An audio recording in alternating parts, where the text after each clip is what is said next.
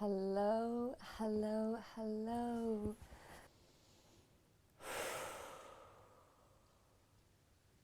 Hi, hello, I'm Anna. I just came back from a week's hike in the mountains here in Sweden. I'm Swedish. And I realized that the way I want to share my story and talk is like nature. I want to do it raw. I want to do it honest. That's why I'm sitting here in my robe and my wet hair, no makeup, pimples are popping out because I just miss that aspect of the internet, and then I kind of need to do it myself.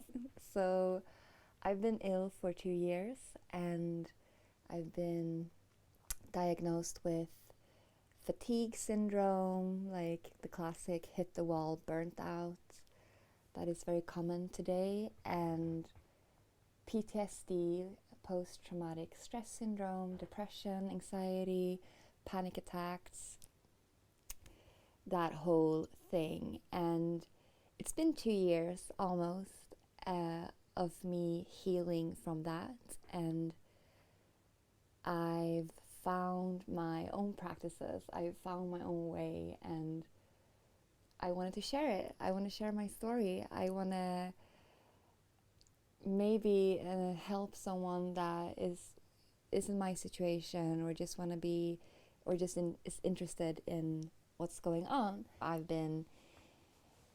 am using yin yoga as a tool to connect to myself, help my body relax, and actually learn about my body and the wisdom that it withholds, because I've been completely detached from my body, and I still am, like, because that's my habit. That's where I'm, like my comfort zone is to only operate from my mind. So it's a daily practice for me to teach myself how to feel how my body feels, listen to what my body needs, because the body is a cool, calm force to be reckoned with. The mind is like a floppy, quick puppy that can be brilliant but can also be very detrimental. Like, we cannot always listen to the mind, hey, and that is something I've learned through always running side by side with my mind, and that made me become really, really ill. But I would never learn this if I didn't become ill, so I am actually grateful for the experience. Um, I've also became very, very spiritual during these 2 years. It's the last year that it's really been kicking off, and kicking off my spirituality just like no, but my friend passed away, so that was a huge breaking point, or like a huge realization in the unknown and the energies, and I do feel her. I've been in contact with her, and I just have still a close relationship with her, even though she is not physically in the body I used to know her as. So I'm definitely going to share a lot about that, because I am I still feel like a beginner in spirituality and in my religion, my belief, what I believe in, like my faith, my hope. It's still new, and I'm still integrating a lot of things that happened over these 2 years when I began to heal, when I began to transform and shedding all parts of me that I thought was me. That was actually just like a big coping mechanism. Like, it's just been me running from or trying to avoid pain, which has caused me a lot of pain. But now I learned through yoga and through self love and a lot of work and practice, but it's like so worth it that yeah, I learned how to hold myself in everything, and I learned to trust myself and respect myself again, because one of the biggest pain that I've been going through is self-detrimental, that I pushed myself so hard, that I am actually the one that created all this pain in my life and all these traumas that I've been through, all these abusive men that I met, but at the same time I see that side, the hurt side. I want to judge myself and like, oh my God, like, why didn't you take better care of yourself? Why did you turn to drugs? Why did you turn to all these abusive behaviors? But then I have the compassionate side of myself that says, hey, I didn't know any better. I had no idea. I was so scared. And my practice, how I embody my life at this very moment, I try to meet both of those sides, I try to take that hurt side that is in pain and grief and sometimes also very judgmental. I meet that wounded side with the loving side, the side that is my future, the side of me that hasn't been listened to throughout my entire life because I thought I didn't deserve it. Like, I have so many childhood traumas that's been coming up through therapy and through reading many books and working with coaches and guides that helped me beyond. Like, asking for help has been the hardest thing for me. It actually took how I realized that I needed help was not when I got sick, not when my brain turned off and I was completely like, I couldn't see, I couldn't hear, I couldn't operate with any electronics whatsoever. I was a vegetable for 6 months. Did that like, I tried to get a therapist, and I'm gonna like talk about the Swedish system when it comes to therapy and psychologic health, mental health, because it's a disaster, to be frank. Or for me, it was, and I can only tell my story, right? But I tried to get a therapist, and I couldn't get anyone that was able to help me, and I was on waiting lists. And then on that summer, my friend died, and I was just going through panic attacks, and I'm laughing because you need to laugh at life. And then it ended up with that the neighbors called the cops because they were so worried, because I've been crying every day, all day for like a month, I guess. Like, I don't recall, I was so in a panic state. And then the cops showed up at my doorstep and like, hey, how are you? And I'm a former addict, so I was like, my first reaction was like, hide the weed, because weed is illegal in Sweden. and but then I was like, right, I don't smoke anymore. I was like, why are they here? And they were like, how are you? Can we come in?